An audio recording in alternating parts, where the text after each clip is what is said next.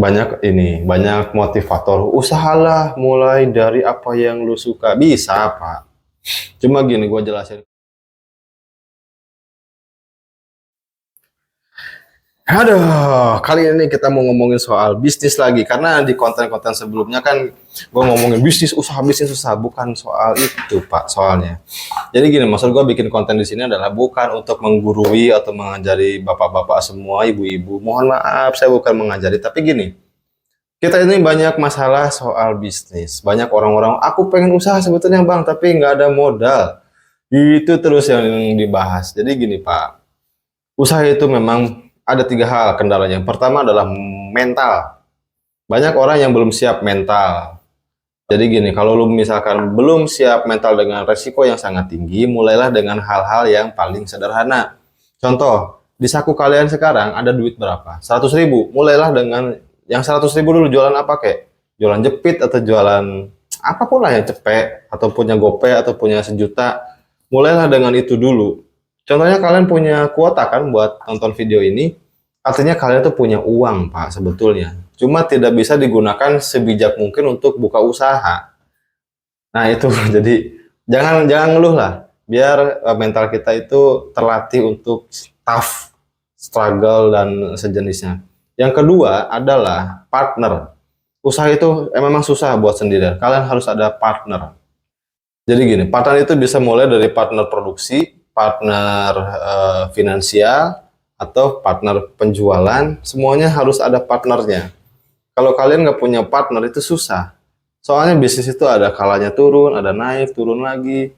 Itu adalah fase-fase yang menjengkelkan dan menguji kesabaran kita. Makanya banyak yang tumbang itu gara-gara mereka nggak punya partner.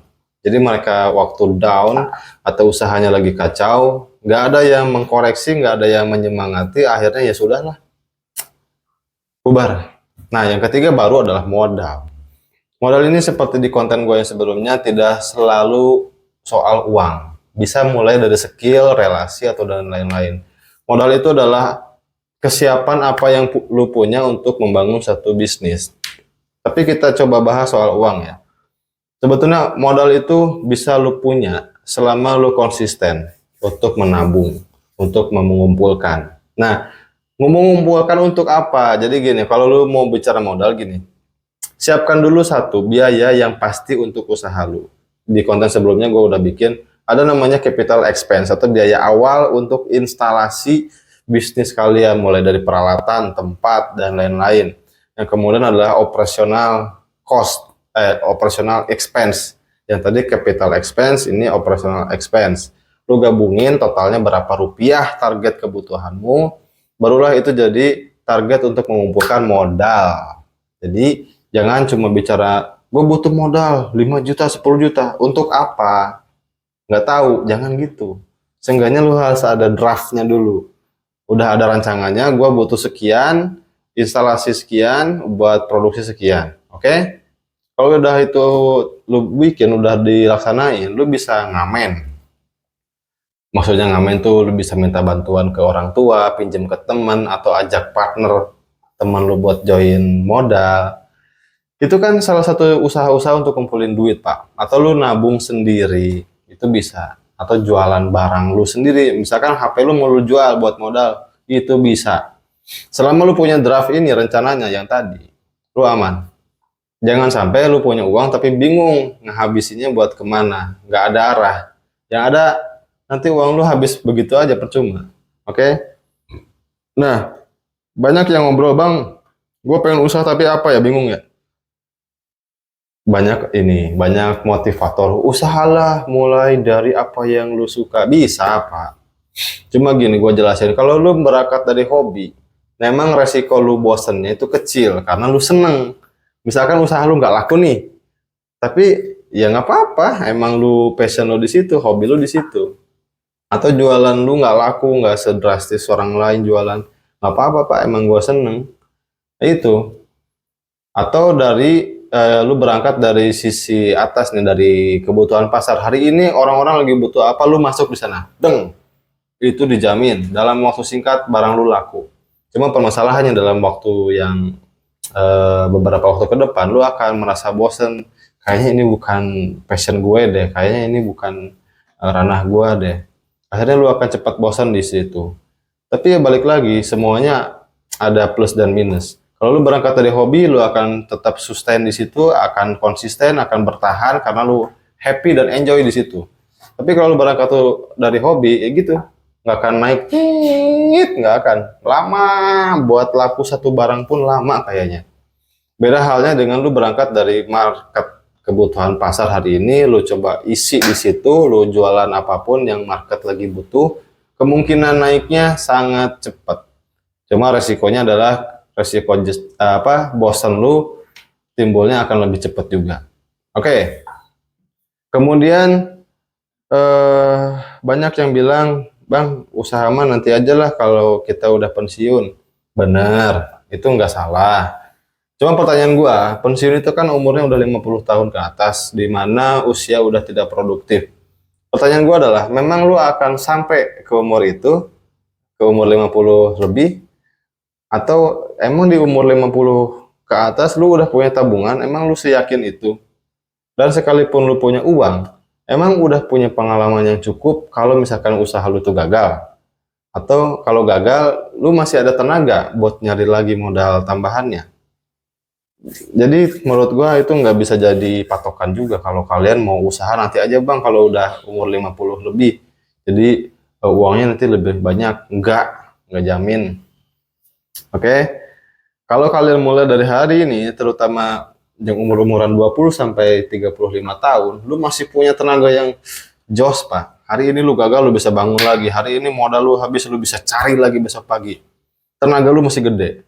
Beda halnya nanti kalau lu udah gocap ke atas tuh agak berat. Napas aja udah repot kayaknya. Jadi udah loyo lah, pemikiran juga udah semakin berat untuk mikir yang aneh-aneh. Oke? Jadi jangan nunggu nanti pensiun baru mulai bisnis. Gini, coba lu lihat beberapa tetangga atau saudara lu, atau bahkan bapak lu sendiri. Pasti pengen usaha nih kalau yang udah umur 50-an. Dia pengen usaha apa ya yang biar kita ada kegiatan hari-hari? Pasti pengen usaha. Cuma motivasinya jangan untuk nanti di umur sekian. Nah, terus begini, kalau bedanya pengusaha sama yang bekerja, itu dari asas kemanfaatannya beda, Pak. Lu kerja, sekalipun lu posisinya direktur hari ini, lu bermanfaat untuk diri lu sendiri. Oke? Lu nggak bisa nge-hire banyak orang, karena itu bukan perusahaan ente. Kecuali lu ownernya. Kecuali lu punya orang dalam gitu, atau yang memang perusahaan bapak lu sendiri, lu bisa bermanfaat, ngajak teman-teman yang nganggur. Oke? Beda, kalau yang pengusaha, sekalipun lu punya warung makan atau punya kios kecil, tapi lu bisa meng-hire orang. Dan kalau itu usaha lu berkembang, lu bisa narik teman-teman lu, saudara lu sebanyak-banyaknya, lu akan bermanfaat. Oke? Semakin banyak orang yang lu bisa bantu bermanfaat, orang-orang bakal mendoakan lu. Semoga bos gue ini makin jaya, makin lancar. Kan gitu harapannya. Oke? Jadi nilai lebihnya orang yang usaha itu selain dari sisi finansial, kebebasan waktu, dan asas kemanfaatan dia lebih luas. Beda halnya dengan kalian yang cuma jadi karyawan, meskipun posisinya udah top manajemen, kalau kalian nggak bikin side hustle atau usaha sampingan, ya selamatlah Anda jadi raja di tempat Anda bekerja doang, tapi di luar Anda nggak bermanfaat. Nah, kemudian apalagi ya yang gua pengen omongin itu adalah jangan takut untuk mulai usaha, karena usaha itu bukan hal yang menakutkan. Usaha itu adalah hal yang menyenangkan dan penuh tantangan. Jadi bukan berarti kalian karyawan itu nggak ada tantangan kan? Kalian karyawan inget nggak waktu ngelamar kerja harus print CV, print foto, ijazah segala macam, legalisir. Terus lu apply di job street di mana, keliling nunggu interview, lu panas-panasan pakai ojek, pakai angkot atau yang pakai motor, dan belum karuan diterima. Coba berapa uang yang lu udah keluarkan untuk satu bundel lamaran itu, ya kan? Mungkin sekitar 30-50 ribu, dikali berapa ratus kalian ngelamar di situ. Mungkin udah jutaan juga kalian keluar duit kan untuk ngelamar kerja. Sebetulnya kalian juga udah berani beresiko di situ. Kenapa nggak berani beresiko untuk berusaha? Nah, masalahnya adalah orang-orang takut usaha itu takut dengan perbedaan, takut dengan perubahan. Orang-orang takut dengan perubahan. Jadi orang-orang takut dengan siklus keuangan yang fluktuatif yang nggak pasti tanggal masuk duitnya. Hari ini bisa gajian, bisa enggak. Bulan ini bisa dapat duit, bisa enggak. Bisa 2 bulan sekali dapat duit, atau bisa setahun sekali mungkin. Tapi bisa juga tiap hari dapat uang. Who knows? Usaha itu nggak ada yang pasti. Dan perbedaan selanjutnya adalah di waktu.